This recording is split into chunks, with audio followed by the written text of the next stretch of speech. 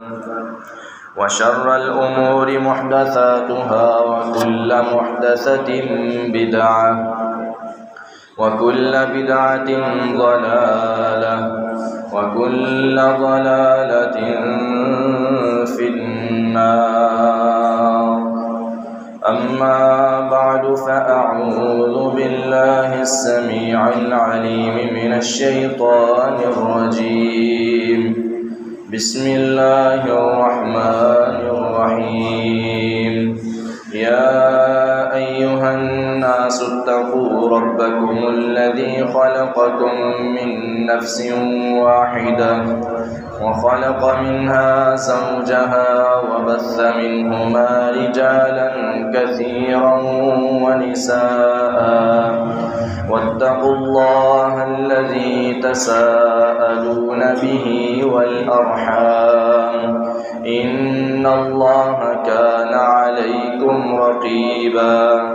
يا أيها الذين آمنوا اتقوا الله حق تقاته ولا تموتن إلا وأنتم مسلمون. يا أيها الذين آمنوا اتقوا الله وقولوا قولا سديدا يصلح لكم أعمالكم ويغفر لكم ذنوبكم ومن يطع الله ورسوله فقد فاز فوزا عظيما.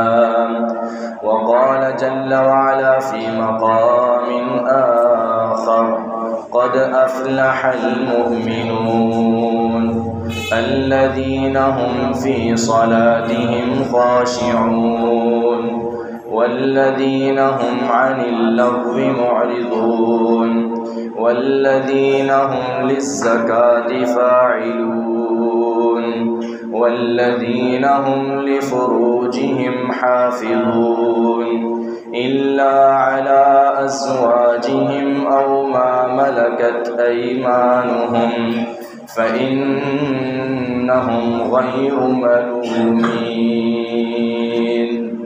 صدق الله العظيم. سامعین محترم، تمام قسم کی حمد و ثنا اللہ رب العالمین کی ذات پاک کے لیے خاص ہے کہ جس اللہ رب العالمین نے ہم سب کو انسان بھی بنایا اور مسلمان بھی بنایا. یہودی، عیسائی، ہندو، سکھ، مسلم یہ سارے انسان ہیں، لیکن اللہ پاک کا ہم سب پر کتنا بڑا احسان ہے کہ اللہ رب العالمین نے ہم سب کو انسان بھی بنایا، توحید والا سچا مسلمان بھی بنایا اور نبی علیہ السلام کا غلام بھی بنایا. لا تعداد، بے حد و بے حساب، بے شمار درود و سلام امام الانبیاء سید الانبیاء جناب محمد الرسول اللہ صلی اللہ علیہ وسلم کی ذات بابرکات. معزز سامعین کرام، معززات سامعات، اللہ تعالیٰ کا بے حد شکر ہے کہ اللہ تعالیٰ نے ہمیں رمضان المبارک کا یہ تیسرا جمعۃ المبارک ادا کرنے کی توفیق عطا فرمائی ہے، اور یہ اللہ تعالیٰ کا یقیناً بہت بڑا احسان ہے.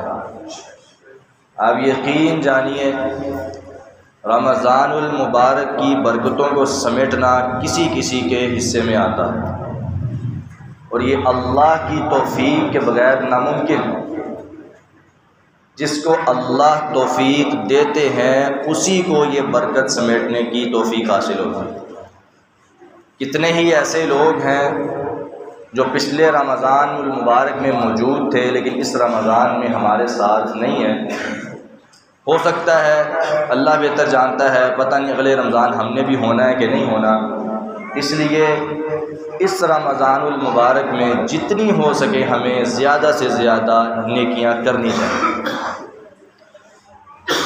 شروع میں مختصر سی یہ رمضان المبارک کے حوالے سے باتیں کرنا چاہتا ہوں دعا ہے کہ اللہ تعالیٰ سب سے پہلے مجھے پھر آپ کو بھی عمل کی توفیق عطا فرمائے۔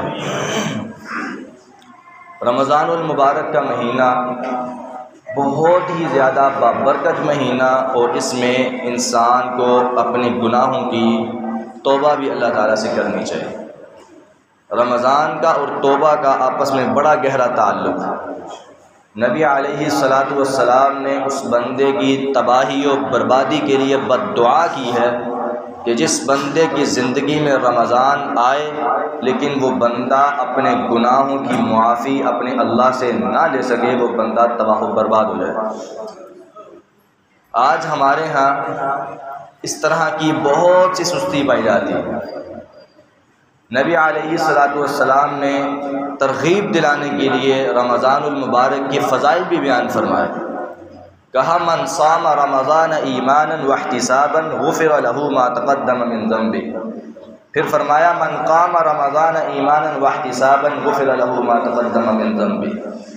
نبی علیہ الصلاۃ والسلام نے فرمایا جو بندہ رمضان المبارک کے روزے رکھتا ہے اور رات کو قیام اللیل تراویح پڑھتا ہے ایمانا واحتسابا، حالت ایمان کے اندر ایمان رکھتے ہوئے روزہ رکھتا ہے، اللہ پر ایمان، اس کے رسول پر ایمان رکھتے ہوئے اور اجر کی امید رکھتے ہوئے روزہ رکھتا ہے، قیام اللیل کرتا ہے، تراویح پڑھتا ہے، اللہ کی رضا کے لیے کرتا ہے یہ سارے کام، تو نبی علیہ السلام نے فرمایا غفر له ما تقدم من ذنبه، اس بندے کے اللہ تعالیٰ پچھلی سارے گناہوں کو معاف کر دیتے ہیں، سارے گناہ معاف ہو جاتے ہیں۔ نبی علیہ السلام کا ارشاد ہے ہم 11 مہینے کھاتے ہیں اللہ کی نعمتیں اور بے شمار کھاتے ہیں، اللہ کی قسم اتنی نعمتیں کھاتے ہیں کہ ان کا شمار بھی نہیں ہو سکتا، لیکن ایک مہینہ صرف اللہ نے ہمارے لیے روزوں کا رکھا، اور وہ بھی ہمارے لیے ہمارا ہی فائدہ ہے۔ کیا ہے؟ لعلکم تتقون، تاکہ تم پرہیزگار بن جاؤ، تقوی اختیار کرو۔ انسان جب روزہ رکھتا ہے تو اس کے دل میں یہ ایک احساس پیدا ہوتا ہے کہ آج میں سارا دن سے بھوکا ہوں، نہ میں نے کچھ کھایا ہے نہ کچھ پیا ہے۔ ان لوگوں کا کیا بنتا ہوگا جو سارا سال ہی ایسے رہتے ہوں گے، جن کو سارا سال ہی پورے دن میں کچھ نہیں ملتا ہوگا۔ ایک غریب کے لیے احساس پیدا ہوتا ہے، ایک ضرورت مند کے لیے احساس پیدا ہوتا ہے کہ مجھے تو ایک مہینہ، پورے سال میں سے ایک مہینہ اور پورے مہینے سے اللہ تعالیٰ نے ایک دن، نبی علیہ السلام صبح سے لے کر شام تک صرف انسان بھوکا رہتا ہے، صبح سحری میں بھی کھاتا ہے، شام کو افطاری میں بھی کھاتا ہے، لیکن ان لوگوں کا کیا بنتا ہوگا جن کو نہ صبح کچھ ملتا ہے، نہ دوپہر کو کچھ ملتا ہے، نہ شام کو کچھ ملتا ہے، اور وہ بیچارے پانی پی کے گزارا کرتے ہیں، کھانے کو کچھ نہیں ہے۔ ہم تو طرح طرح کی نعمتیں کھاتے ہیں، ان کے پاس کچھ نہیں ہے، ان کے لیے احساس پیدا ہوتا ہے۔ یہ بہت بڑی بات ہے، انسان کو اس چیز کا احساس رکھنا چاہیے۔ سب سے مین بات، روزے بھی رکھنے ہیں اور قیام بھی کرنا ہے۔ ان کے لیے مین شرط کیا ہے؟ ایماناً واحتساباً، سب سے پہلے ایمان کا ہونا ضروری ہے۔ ایمان نہیں ہے تو کوئی بھی نیکی قابل قبول نہیں ہے۔ جو میں نے آیت مبارکہ پڑھی اس میں بھی اللہ تعالیٰ ارشاد فرماتے ہیں قد افلح المؤمنون، مومن فلاح پا گئے، مومن سارے کے سارے کامیاب ہو گئے۔ یہ سورہ مومنون 18ویں سپارے کی صورت ہے۔ یہ مکہ، نبی علیہ السلام کے مکی دور میں نازل ہوئی، جب کفار نے صحابہ کرام پر ظلم و ستم کے پہاڑ توڑ دیے، صحابہ کرام پر طرح طرح کے ظلم کیے۔ مسلمان چونکہ نئے نئے مسلمان تھے، ابھی طاقتور نہیں تھے، ان کے پاس طاقت نہیں تھی، لیکن کمزور تھے، کفار ان پر ظلم کرتے، طرح طرح کے ظلم کرتے، طرح طرح کی زیادتیاں کرتے، مال کھینچ لیا، مال سلب کر لیا، اور جناب ان پر مارتے، ان کو پتھر مارتے، گھسیٹتے، اور حتیٰ کہ سیدنا بلال حبشی رضی اللہ تعالی عنہ کو ان کے کپڑے اتار کر ان کے کمر کو ان کے تپتے ریتوں کے اوپر لٹایا گیا اور تپتے کولوں کے اوپر لٹایا گیا، طرح طرح کے ظلم کیے گئے۔ اس وقت صحابہ کرام پریشان ہوئے کہ ہم ایسے مسلمان کہ ہماری کوئی مدد کرنے والا نہیں، اللہ تعالیٰ نے تسلی کے لیے یہ آیات نازل کی اور صحابہ کرام کو تسلی دی کہ آپ پریشان نہ ہو، قد افلح المؤمنون، آخر میں انشاءاللہ کامیابی آپ لوگوں کی ہے، مومن فلاح پانے والے، مومن کامیاب ہونے والے۔ یقین جانیے اگر ایمان نہیں ہے تو ہزاروں نیکیاں بھی ایک بندہ کر لے تو برباد، کوئی فائدہ نہیں، ناکام ہے، اور اگر ایمان ہے تو ہزاروں خامیاں بھی ہوں پھر بھی انسان کامیاب ہو جاتا ہے۔ ایمان ایک ایسی شرط ہے۔ عبداللہ بن جدعان مکہ کا ایک شخص تھا، یہ مکہ کے اندر جو لوگ حج کرنے کے لیے آتے ان کی بڑی خدمت کیا کرتا تھا، ہے کافر تھا۔ آپ تصور میں جا کے دیکھیں، اب تو ہمارے ہاں سہولتیں بڑی ہو چکی ہیں، پہلے لوگ جب حج کرنے کے لیے آتے، عمرہ کرنے کے لیے آتے تھے، کوئی امیر شمیر نہیں ہوتے تھے، نہ مال دولت ہوتا تھا، بس عام بندہ بھی آ رہا ہے، امیر بھی آ رہا ہے، سارے آ رہے ہیں، تو وہاں پہ نہ کوئی ہوٹل، نہ کوئی رہنے کا انتظام، نہ کوئی کھانے پینے کا انتظام، تو وہاں پہ جو لوگ حج کے لیے جاتے تو مکہ کے جو شریف لوگ ہوتے، سردار لوگ ہوتے، اور مکہ کے جو امیر ترین لوگ ہوتے، چودھری ہوتے اور نرم دل ہوتے، وہ ان کی خدمت کیا کرتے تھے، ان کا خیال رکھا کرتے تھے، اور ان میں عبداللہ بن جدعان بھی تھا۔ یہ حاجیوں کو ستو گول گول کے پلایا کرتا، فوت ہو گیا۔ سیدہ عائشہ صدیقہ رضی اللہ تعالی عنہ نے نبی علیہ السلام سے پوچھا کہ اللہ کے نبی، اس نے اتنی نیکیاں کی ہیں، کیا اس کو یہ نیکیاں فائدہ دیں گی؟ تو نبی علیہ السلام نے کیا ارشاد فرمایا؟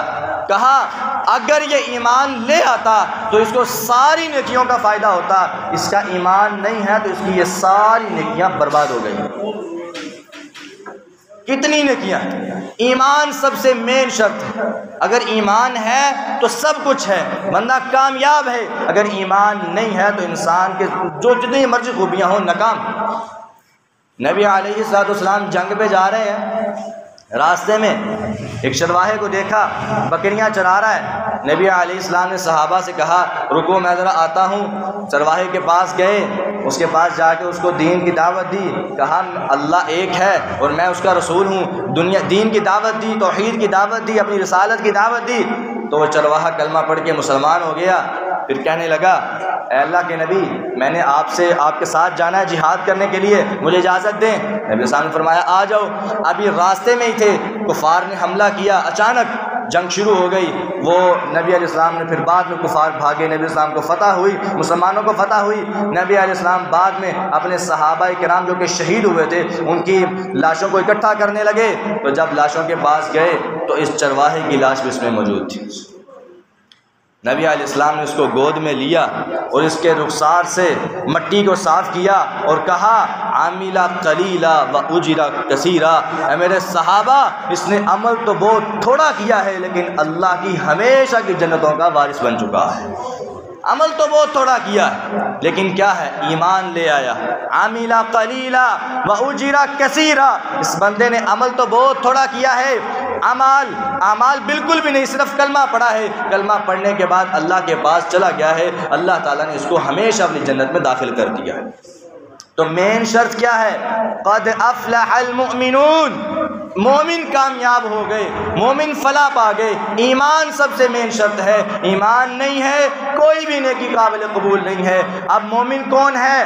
میں اپنے آپ کو کہوں میں مومن ہوں، میں مومن ہو جاؤں گا؟ نہیں، آپ کہیں ایک دوسرے کو مومن کہنا شروع کر دیں تو وہ مومن نہیں ہو جاتا۔ مومن کی کچھ کیٹاگریاں ہیں، نشانیاں ہیں، علامتیں ہیں، صفات ہیں، وہ کون سی ہیں؟ اللہ تعالیٰ قرآن مجید میں مختلف جگہ پر ان کو بیان کرتے ہیں، جو میں نے مقام پڑھا ہے آج 2-3 نشانیاں آپ کے سامنے رکھتا ہوں۔ اللہ تعالیٰ فرماتے ہیں قد افلح المؤمنون الذین هم فی صلاتهم خاشعون، مومن فلاح پا گئے، کامیاب ہو گئے۔ کون مومن؟ وہ مومن کون ہے؟ فرمایا وہ لوگ جو اپنی نمازوں کو خشوع خضوع کے ساتھ پڑھنے والے ہیں، نمازوں میں خشوع خضوع کرتے ہیں۔ جو بندہ نماز میں خشوع کرنے والا ہوگا، سب سے مین بات اس سے یہ ہوگی کہ وہ نمازیں تو پڑھتا ہی ہوگا نا، نمازیں تو پڑھتا ہے، خشوع تو اس سے اگلا مرحلہ ہے۔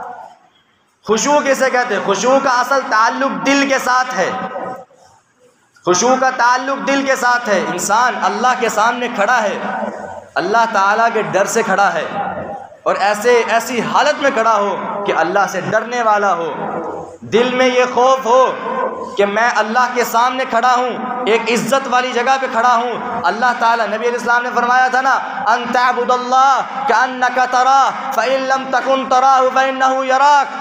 حقیقی بات یہ ہے کہ تو اللہ کی عبادت اس طرح کیا کر جس طرح تو اللہ کو دیکھ رہا ہے۔ اللہ کے سامنے کھڑا ہے تو اللہ تعالیٰ تیرے سامنے ہے، تو اپنے رب کے سامنے عبادت کر رہا ہے۔ حقیقی عبادت یہ ہے، اور اگر یہ خیال پیدا نہیں ہو سکتا فَإِن لَمْ تَكُنْ تَرَاهُ فَإِنَّهُ يَرَاكَ، تو کم از کم یہی خیال پیدا کر لیا کر کہ تیرا رب جو تجھے دیکھ رہا ہے۔ اللہ کی قسم کھا کر کہتا ہوں، اگر یہی خیال ہمارے دل میں پیدا ہو جائے اور ہم اس نظریے کے تحت عبادت کرنا شروع کر دیں تو ہماری عبادت میں لذت آئے گی، ہمیں عبادت کرنے میں مزہ آئے گا۔ آج ہماری عبادتوں سے لذت فوت ہو چکی ہے، مزہ ختم ہو چکا ہے۔ ہم آتے ہیں، جلدی سے نماز پڑھی چلے گئے، جلدی سے قرآن پڑھا چلے گئے۔ ہمیشہ ہمیں یہی فکر ہوتی ہے، میں نے وہ کام کرنا ہے، میں نے وہ کام کرنا ہے، نماز کے بعد میں نے یہ کرنا ہے، قرآن کی تلاوت جلدی کر لوں، میں نے یہ کرنا ہے۔ ہمیشہ ہمارے ذہن میں یہی باتیں رہتی ہیں۔ اللہ تعالیٰ فرماتے ہیں الذین هم فی صلاتہم خاشعون، مومن وہ لوگ ہیں جو نمازوں میں خشوع خضوع کرنے والے ہیں۔ خشوع خضوع، نمازوں کو اطمینان سے پڑھنا، سکون سے پڑھنا۔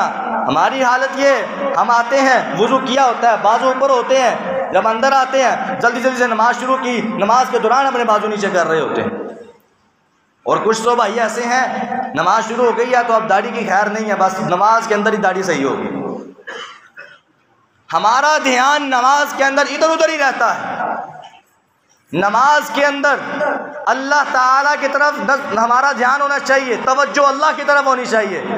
فَإِن لَمْ تَكُنْ تَرَاهُ فَإِنَّهُ يَرَاكَ، اس حدیث کو سامنے رکھیں، اور اس حدیث کو سامنے رکھ کے نبی علیہ السلام نے فرمایا تھا کہ جب انسان اللہ کے سامنے عبادت کرتا ہے فَإِنَّهُ يُنَاجِي رَبَّهُ، وہ صرف عبادت نہیں کر رہا ہوتا، اپنے رب کے ساتھ سرگوشی بھی کر رہا ہوتا ہے، اپنے رب سے باتیں کر رہا ہوتا ہے۔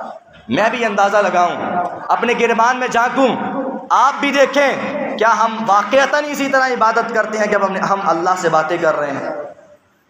ہماری حالت یہ ہے، نماز شروع کی، الحمدللہ رب العالمین الرحمن مالک یوم الدین ایاک نعبد و ایاک نستعین، یہ ہماری نماز ہے۔ حالانکہ نبی علیہ الصلوۃ والسلام نے فرمایا جب بندہ اذا قال العبد الحمدللہ رب العالمین، جب بندہ کہتا ہے الحمدللہ رب العالمین نماز میں، جب یہ کلمہ بولتا ہے تو اللہ کہتے ہیں حمیدنی عبدی، میرے بندے نے میری تعریف کی ہے، میرے بندے نے میری حمد بیان کی۔ اللہ تعالیٰ باتیں کرتے ہیں۔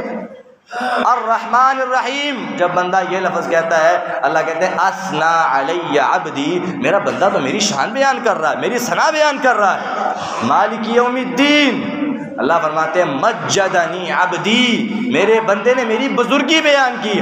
اللہ تعالیٰ اس کی بات کا جواب دے رہے ہوتے ہیں۔ ہم نے کبھی یہ تصور ذہن میں رکھ کے نماز پڑھی؟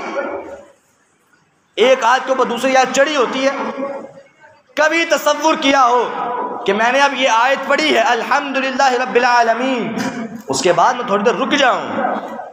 نبی علیہ سیدہ عائشہ فرماتی ہیں نبی علیہ الصلوۃ والسلام کی قرات اسی طرح ہوا کرتی تھی، الحمدللہ رب العالمین ثم وقف ثم قرأ الرحمن الرحیم ثم وقف، نبی علیہ السلام آیت کے بعد ٹھہرا کرتے تھے۔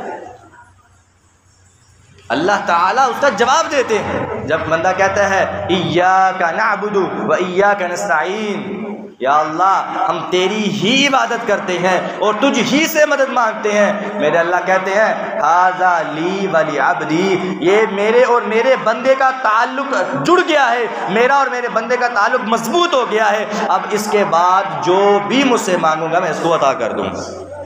بندہ کہتا ہے اہدنا الصراط المستقیم صراط الذین انعمت علیہم غیر المغضوب علیہم ولا الضالین، بندہ کہتا ہے یا اللہ مجھے سیدھا راستہ دکھا دے، سیدھا راستہ بھی ان لوگوں کا جن پر تو نے انعام کیا، اور جن پر غصہ ہوا اور جو لوگ گمراہ ہوئے ان کا راستہ نہ دکھانا۔ بندہ یہ دعا کرتا ہے، اسا کہتا ہے آمین، یا اللہ قبول فرما۔ اللہ کہتا ہے جو تو نے مانگا میں نے عطا کر دیا۔ اس تصور سے نماز پڑھا کریں، نماز میں خشوع اسی انداز سے پیدا ہوتا ہے کہ بندہ پوری توجہ سے نماز پڑھے، اپنے رب کو کیا کہہ رہا ہے، اپنے رب کی تعریف کر رہا ہے، اپنے رب سے دعا کر رہا ہے، اس نیت سے نماز پڑھیں۔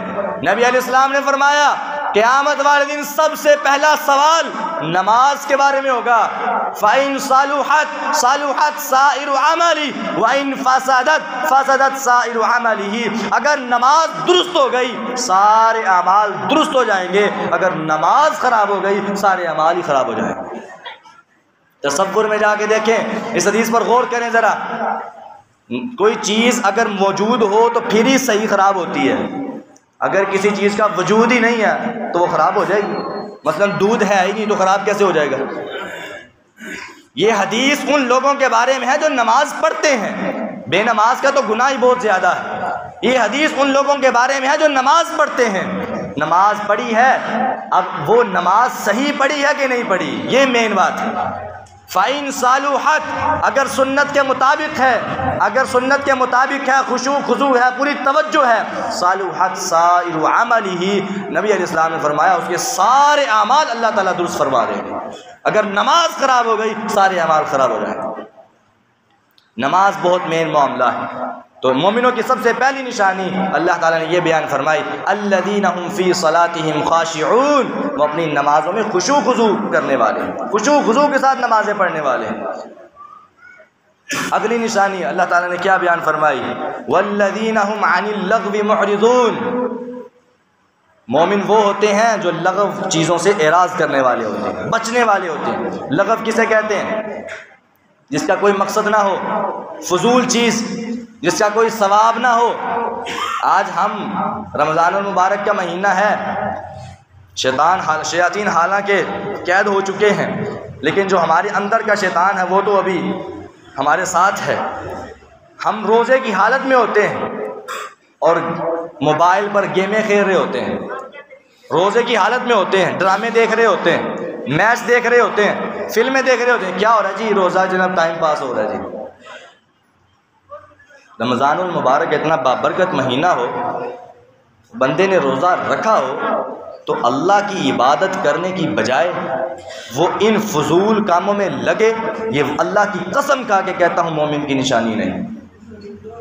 اور گناہ کس کے معاف ہوں گے؟ ایماناً واحتساباً، یہ آپ بات ذہن میں رکھیں۔ صام رمضان قام رمضان، پہلی شرط ایمان، ایمان ہونا ضروری ہے، ایمان نہیں ہے تو کوئی بھی نیکی قابل قبول نہیں ہے۔ اور ایمان ہونے کے لیے شرط کیا ہے؟ اللہ تعالیٰ بیان فرما رہے ہیں ایمان والوں کی نشانیاں۔ دوسری نشانی کیا ہے؟ لغو چیزوں سے اعراض کرنے والے ہوتے ہیں، فضول چیزوں سے بچنے والے ہوتے ہیں۔ ہماری حالت کیا ہے؟ ہم تو اپنا ٹائم پاس کرتے ہیں، اللہ کے ذکر میں ہمارا دل نہیں لگتا، نماز میں ہمارا دل نہیں لگتا، اللہ کا قرآن پڑھنے میں دل نہیں لگتا، باقی چیزوں میں جتنی مرضی چیزیں ہوں ہم لگے رہیں، گھنٹے کے گھنٹے گزر جائیں گے اور پورا دن گزر جائے گا، ہمیں پتہ بھی نہیں چلے گا۔ لیکن جب اللہ کا ذکر کرنے لگتے ہیں تو ہمیں جمائیاں آنی شروع ہو جاتی ہیں، سستی پڑنی شروع ہو جاتی۔ یہ ہمارا ایمانی لیول ہے، ہمیں اپنی اصلاح کرنی چاہیے۔ رمضان المبارک کا مہینہ ہے، نیکیوں کا مہینہ ہے، اپنے گناہوں کو معاف کروانے کا مہینہ ہے۔ اللہ کی قسم کھا کر کہتا ہوں نبی علیہ السلام نے اس بندے کی بربادی کے لیے بد دعا کی ہوئی ہے جو بندہ رمضان میں بھی اپنے گناہوں کو معاف نہیں کروا سکا۔ بہت قیمتی وقت ہے، بہت قیمتی وقت۔ آدھا رمضان گزر چکا ہے، پیچھے دیکھ کتنا گیا ہے۔ ان گھڑیوں کو، ان وقت، اس پورے وقت کو غنیمت سمجھیں اور زیادہ سے زیادہ نیکیاں کرنے کی کوشش کریں، میں بھی اور آپ بھی، اور گناہوں سے بچنے کی کوشش کریں۔ جو سابقہ گناہ ہے ان سے معافی مانگیں، اللہ تعالیٰ سے بخشش مانگیں، یا اللہ جو سابقہ گناہ ہو گئے ہم ان کی سب کی معافی مانگتے ہیں اور آئندہ سے گناہ نہ کرنے کا عزم کرتے ہیں، نیکیاں کرتے جا رہے ہیں، نیکیاں کرتے جا رہے ہیں، اور یہ نہ ہو نیکیوں کے ساتھ ساتھ ایسے گناہ بھی کرتے جاؤ جس کی وجہ سے نیکیاں برباد ہوتی جائیں۔ ان گناہوں سے بچنا چاہیے۔ کئی گناہ ایسے ہیں کہ اگر انسان وہ گناہ مسلسل کرتا رہے ان گناہوں کی وجہ سے انسان کی نیکیاں برباد ہو جاتی ہیں۔ کئی گناہ ایسے ہیں۔ نبی علیہ السلام نے فرمایا ابن آدم کسی نہ کسی چیز میں زنا کا مرتکب ہو جاتا ہے۔ فرمایا آنکھوں کا زنا دیکھنا ہے، کانوں کا زنا سننا ہے، ہاتھوں کا زنا اس گندی چیز کو پکڑنا ہے، کسی بری چیز کو پکڑنا ہے، پاؤں کا زنا غلط راستے کی طرف چل کر جانا ہے، ہر چیز کا اللہ نبی اسلام نے نام لے کر بیان فرمایا۔ ہم میں سے کون ہے جو ان سب چیزوں سے محفوظ ہے؟ رمضان المبارک میں ہم نے یہ سوچ کی ہے کہ ہم رمضان کے مہینے میں روزے کی حالت میں ہم حلال چیزوں سے رکے ہوئے ہیں، تو حرام سے کیوں نہ رکیں جو کہ پہلے سے ہی حرام ہے۔ مومنوں کی یہ نشانی نہیں، مومن کی نشانی یہ ہے والذین هم عن اللغو معرضون، مومن وہ ہوتے ہیں جو لغو باتوں سے اعراض کرنے والے ہوتے ہیں، بچنے والے ہوتے ہیں۔ آج ہمیں اپنی نیکیوں کی حفاظت کی ضرورت ہے۔ نیکیاں کرنا آسان ہے، ان کو سنبھالنا مشکل ہے، ان کی حفاظت کرنا مشکل ہے، اور وہ اسی چیز سے ہوگی کہ بندہ گناہوں سے جتنا ممکن ہو اتنا بچے۔ گناہ ہو جاتے ہیں، یہ نہیں کہ نہیں ہوتے، ہر انسان سے گناہ ہوتے ہیں، لیکن اس کے بعد اس پر ڈٹے رہنا، مسلسل وہی گناہ کرتے جانا، یہ اللہ کو ناپسند ہے۔ اور اللہ نے مومنوں کی نشانی بیان فرمائی وَلَمْ يُصِرُّوا عَلَىٰ مَا فَعَلُوا وَهُمْ يَعْلَمُونَ، جو جنتی لوگ ہوتے ہیں گناہ ان سے بھی ہوتے تھے، لیکن وہ اپنے گناہوں پر اصرار نہیں کیا کرتے تھے، ہمیشگی نہیں کیا کرتے تھے۔ ایک مرتبہ ہو گیا، آئندہ سے وہ گناہ نہیں ہوگا، اور یہ اللہ کی توفیق کے بغیر ناممکن ہے۔ اللہ تعالی ہمیں ان باتوں کا خیال رکھنے کی توفیق دے اور لغو باتوں سے بچنے کی توفیق دے۔ اگلی مومنوں کی نشانی کیا ہے؟ اللہ تعالیٰ فرماتے ہیں والذین هم للزکاۃ فاعلون، مومن لوگ وہ ہوتے ہیں جو زکوٰۃ ادا کرتے ہیں۔ یہ صورت تو مکی صورت ہے، مدینہ میں زکوٰۃ فرض ہوئی، زکوٰۃ کہاں فرض ہوئی؟ مدینہ میں، تو یہ صورت تو مکی ہے۔ اس سے پتہ چلتا ہے کہ نفلی صدقے کے اوپر بھی زکوٰۃ کا لفظ بولا جا سکتا ہے۔ اللہ تعالیٰ نے بولا والذین هم للزکاۃ فاعلون۔ اس وقت جو مسلمانوں کے اوپر چیز ضروری تھی وہ یہ تھی کہ اپنے مالوں میں سے کچھ نہ کچھ اللہ کی راہ میں ضرور دیں، نفلی صدقہ کیا کریں۔ ہمارے ہاں فرضی زکوٰۃ تو دور کی بات ہے، نفلی بھی نہیں دیتے، نفلی تو پھر بھی تھوڑا تھوڑا دینا ہوتا ہے نا، وہ بھی نہیں دیتے، فرضی زکوٰۃ تو دور کی بات۔ اور جو چیز فرض ہے، میں تو یہ کہتا ہوں کہ جو چیز فرض ہے ہم پر، زکوٰۃ فرض ہے، اسلام کا ایک بنیادی رکن ہے، وہ ہم سے آج چھوٹا جا رہا ہے۔ اور ہر انسان اپنے آپ کو حقدار سمجھتا ہے، زکوٰۃ نہیں دیتا، کہتا میں سب سے زیادہ حقدار ہوں، جس نے دینی ہے وہ مجھے دے، خود نہیں دیتا۔ وَيْلٌ لِّكُلِّ هُمَزَةٍ لُمَزَةٍ الَّذِي جَمَعَ مَالًا وَعَدَّدَهُ، زکوٰۃ نہ دینے والا، نبی اللہ تعالیٰ نے قرآن مجید میں فرمایا ویل، اس بندے کے لیے ہلاکت ہے، اور ایک قول کے مطابق ویل ایک جہنم کی وادی کا نام ہے، اور یہ اس بندے کے لیے وہ ہے جو مال کو صرف جمع کرتا رہتا ہے، گن کے رکھتا ہے، اللہ کے راہ میں دیتا نہیں ہے، اس بندے کے لیے جہنم کی وادی۔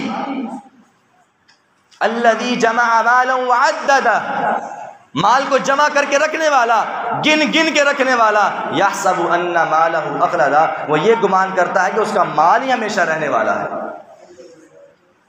اپنے مال کو سب کچھ سمجھتا ہے۔ یوم یحمى علیہا فی نار جہنم فتکوی بہا جباہہم وجنوبہم وظہورہم ھذا ما کنزتم لانفسکم فذوقوا ما کنتم تکنزون۔ قیامت والے دن اللہ تعالیٰ زکوٰۃ نہ دینے والے کو سزا یہ دے گا، اس کو داغا جائے گا، اس کے پہلوؤں سے، اس کی پیشانیوں سے، پورے جسم پر اس کے داغ لگائے جائیں گے، اور کہا جائے گا فذوقوا ما کنتم تکنزون، یہ آج مزہ چکھو جو تم دنیا میں اپنے خزانے جمع کر کے رکھا کرتے تھے۔ آج ہمارا ہاتھ تنگ ہو جاتا ہے اللہ کی راہ میں دینے کے وقت، دنیا میں مال خرچ کرنا ہو، فضول کاموں میں خرچ کرنا ہو، ہم اسراف سے خرچ کرتے ہیں، اور ان المبذرین کانوا اخوان الشیاطین کے مصداق بنتے ہیں۔ اللہ فرماتے ہیں فضول خرچی کرنے والے شیطان کے بھائی۔ اور دنیا میں ہم جب مال خرچ کرتے ہیں تو بہت زیادہ خرچ کرتے ہیں، حساب ہی نہیں لگاتے، لیکن جب اللہ کی راہ میں دینے کی باری آتی ہے تو ہم بڑی مشکل سے اپنی جیب میں سے 50 کا نوٹ نکال کے دے دیتے ہیں، دل تنگ ہو گیا ہے۔ حالانکہ جو اللہ کی راہ میں دیا ہوا مال ہے وہ کبھی بھی انسان کا ختم نہیں ہوتا۔ من ذا الذی یقرض اللہ قرضا حسنا فیضاعفہ لہ، اللہ فرماتے ہیں جو بندہ اللہ کی راہ میں دے گا اس کا مال کم نہیں ہوگا بلکہ اللہ اس کو بڑھا کے عطا کر دے گا۔ اگر کسی نے 10 روپے دیے ہیں اس کا اخلاص دے کر اللہ اس کو 20 بھی دے سکتا ہے۔ اگر اخلاص بڑھ گیا تو اللہ تعالیٰ اس سے بھی بڑھا چڑھا کے اور کئی گنا بڑھا کے واپس کرے گا، کم نہیں ہوگا، زیادہ ہو سکتا ہے اگر اخلاص بڑھ گیا تو۔ لیکن ہمیں یہ چیز بالکل بھی سوچ میں نہیں آتی۔ حالانکہ جو دنیا میں پیسے لگ گئے وہ لگ گئے، وہ تو ختم ہو گئے، لیکن جو اللہ کی راہ میں لگے ہوئے مال ہے وہ کبھی ختم نہیں ہوگا۔ انسان کی وہ سمجھ لے آخرت کی کرنسی ہے۔ دنیا کی کرنسی تو جو دنیا میں لگا لی وہ ہے تمہارا مال، تمہارا بینک بیلنس اور تمہاری جو کوٹیاں بنگلے، یہ دنیا کی کرنسی ہے۔ اور جو آخرت کی کرنسی ہے وہ ہے جو تم نے اللہ کی راہ میں خرچ کر دیا۔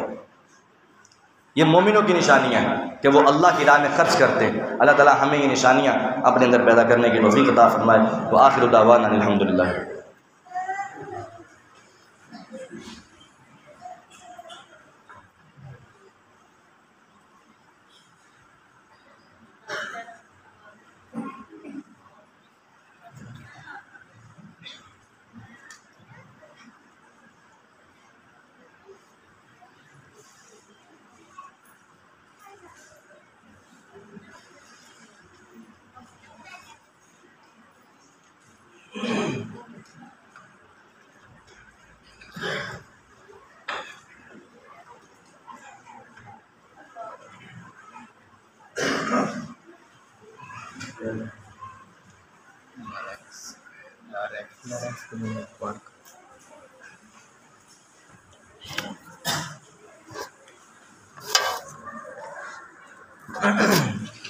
إن الحمد لله نحمده ونستعينه ونستغفره ونعوذ بالله من شرور أنفسنا ومن سيئات أعمالنا من يهده الله فلا مضل له ومن يضلله فلا هادي له وأشهد أن لا إله إلا الله وحده لا شريك له وأشهد أن محمدا عبده ورسوله۔